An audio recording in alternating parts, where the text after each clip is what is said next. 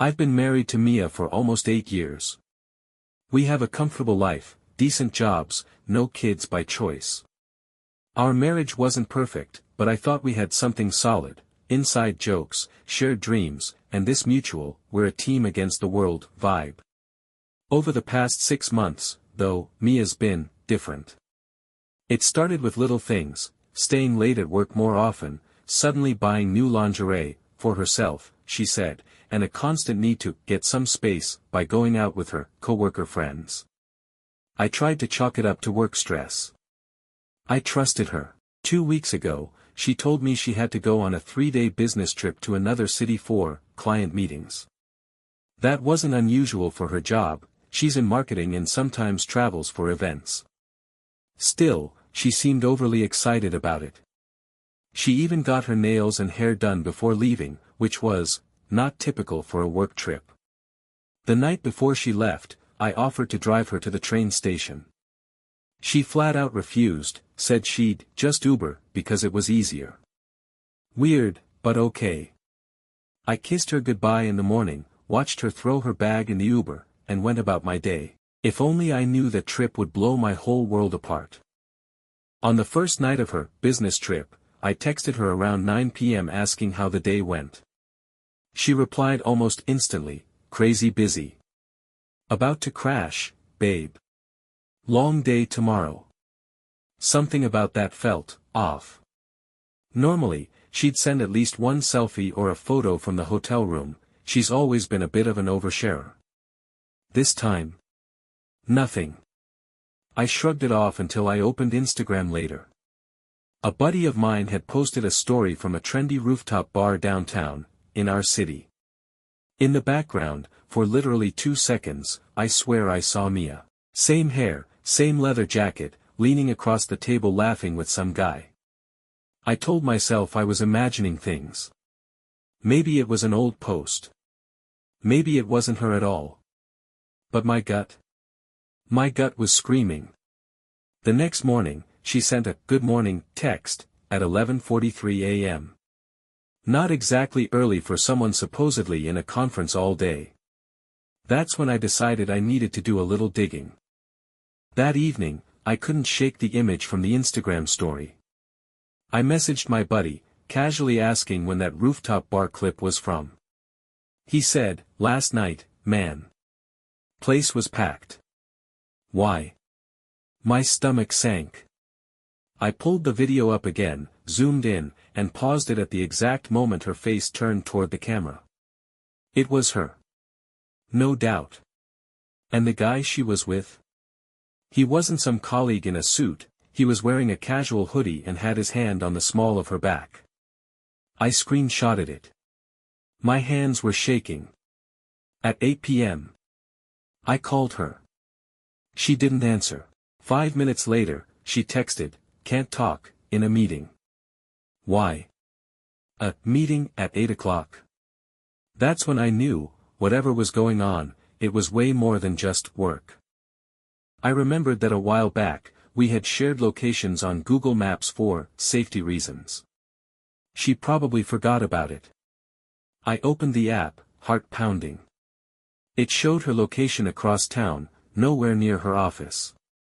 She was at some apartment complex. I stared at the little blue dot for a few minutes, thinking maybe she was visiting a friend. Then, it moved, but not toward home. Straight to a hotel.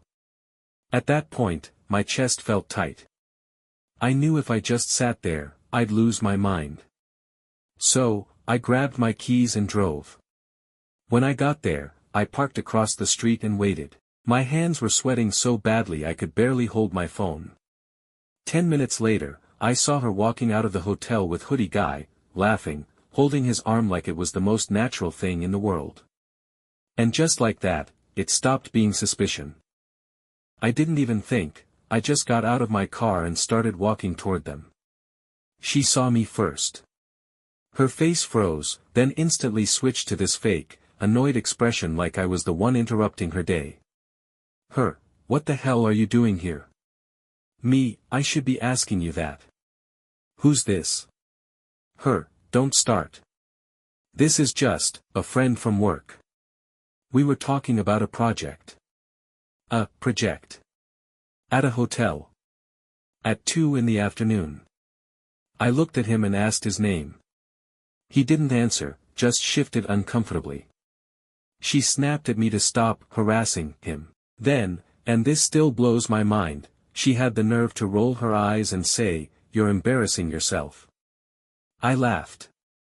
Not because it was funny, but because the absurdity of it all broke something in me. She steps toward me, lowers her voice like we're the ones having a private conversation, and says, "Listen, if you must know. I was here because he's helping me plan a surprise for you." A surprise.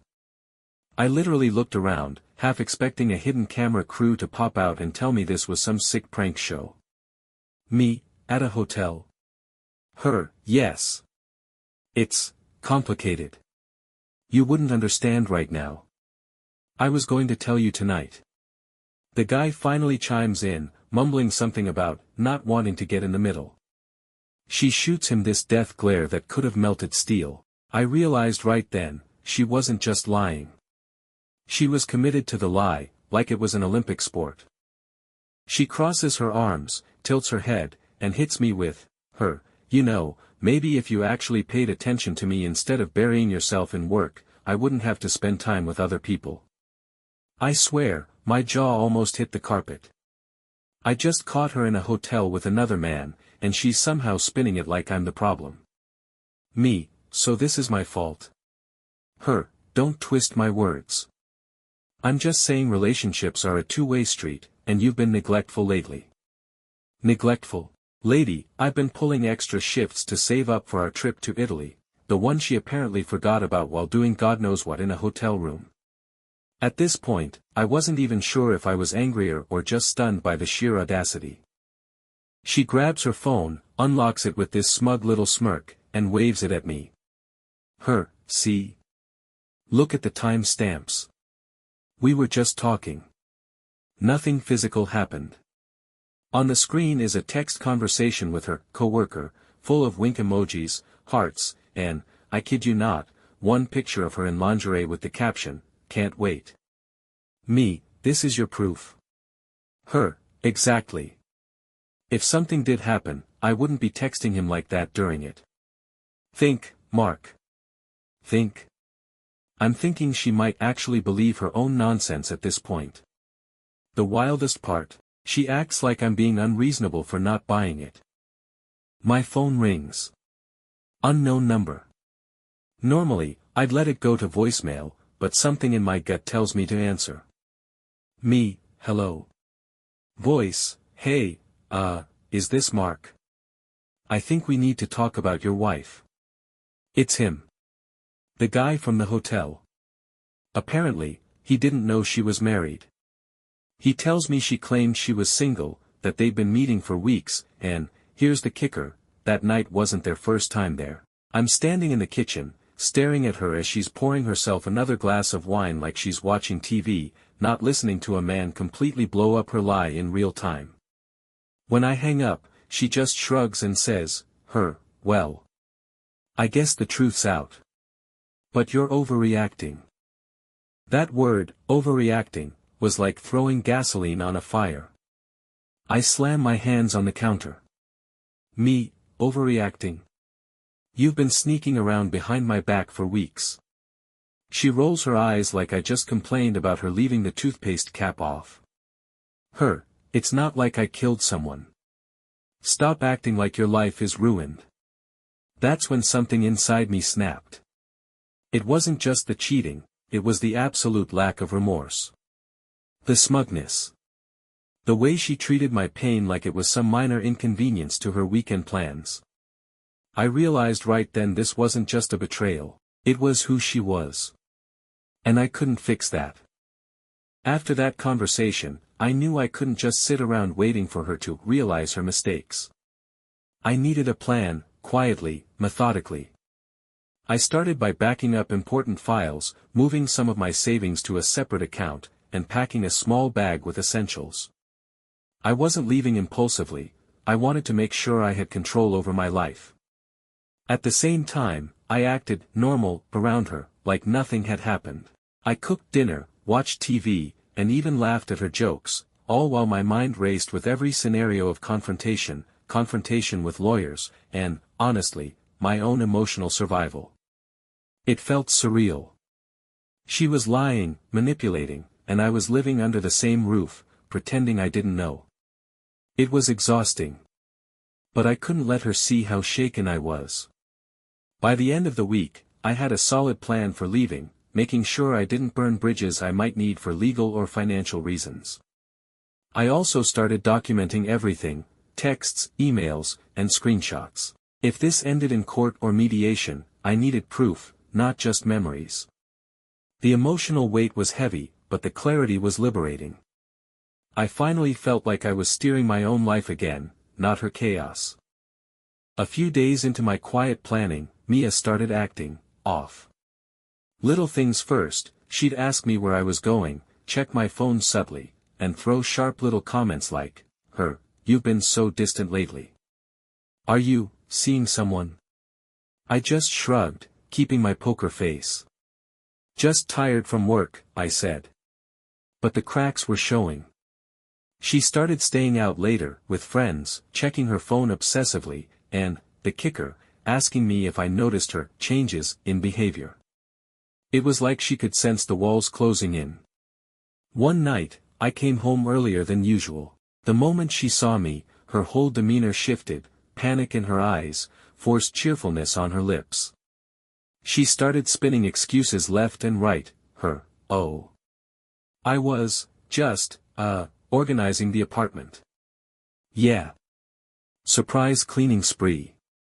I couldn't help but notice the shaking hands, the way her voice faltered. For the first time since discovering the affair, I realized she actually feared losing me, or at least feared losing control over the narrative she had created. It was strange, watching someone so manipulative suddenly flustered. And yet, I felt a strange calm. The power had subtly shifted. I wasn't chasing answers anymore, I was waiting for her to unravel herself. It all came to a head one Friday evening. I'd been waiting for the right moment, not for revenge, but for truth and closure. Mia came home, expecting me to be distracted or tired, but I wasn't. I was calm, collected, and ready. "We need to talk. Now." Her eyes widen, voice sharp. "About what?" "You're being ridiculous again." "Me, about everything. Your lies, the hotel, the guy, it's all out now." She laughed nervously, pacing like a caged animal. Okay, fine. Yes, I did meet him. But it wasn't a big deal. You're making this insane. Me, not a big deal. You cheated on me, lied for weeks, manipulated everyone, and that's not a big deal. Her face twisted between panic, anger, and desperation. She tried the classic guilt trip, voice trembling. I didn't mean for this to happen. You've been so distant. You never listen to me anymore. I just shook my head. No. You made choices. I didn't force you into a hotel or into texting him like that. This is on you. For the first time, she realized that the lies, the excuses, the blame games, none of it would save her. She yelled, cried, and tried every tactic in her arsenal, but the storm had passed on my side. I was done being manipulated. By the end of that night, I had made my decision clear: this marriage could not continue. The next morning, I started putting my plan into action. I packed my things quietly, making sure I had everything I needed to start fresh: clothes, documents, personal items, and evidence of her affair in case things got messy legally. I moved into a small apartment nearby, just enough to give myself space and clarity. The first few days were surreal. I didn't cry at first, just felt an eerie numbness, like my emotions were catching up to me in slow motion. I cut off unnecessary contact, changed passwords, and started leaning on friends and family for support. Surprisingly, the people around me helped me see a bigger picture. This wasn't just a betrayal, it was a wake-up call. I realized how much energy I had wasted trying to maintain a facade of normal in a relationship that was crumbling behind closed doors. Slowly, I started rebuilding my routines. I picked up old hobbies, exercised more, and even started journaling again, something I hadn't done in years. Every small step reminded me that I could survive this, even thrive. The hardest part? Accepting that Mia had changed, and there was nothing I could do to bring back the person I married, but accepting that was also liberating. It's been a few months since the separation. The pain hasn't disappeared, some days it hits like a freight train, but I've learned to live with it, and more importantly, to grow from it. I realized a few things: trust is fragile, and once broken, it can't be patched with excuses or lies. I learned that people can change, but sometimes that change takes them in a direction you can't follow. And, most importantly, I learned to value myself enough to walk away instead of being manipulated into staying. I still think about the good times, of course. But I've also started to forgive myself for being naive and blind to the red flags. Life is messy, people are messy, and sometimes, the hardest thing you can do is choose yourself over someone else. To anyone out there in a similar situation, pay attention to your instincts. Document things if you need to. Protect yourself emotionally and legally. And know that leaving doesn't mean failure, it can mean reclaiming your life. It still stings, but I'm finally seeing the horizon ahead, and for the first time in a long time, it feels like it's mine.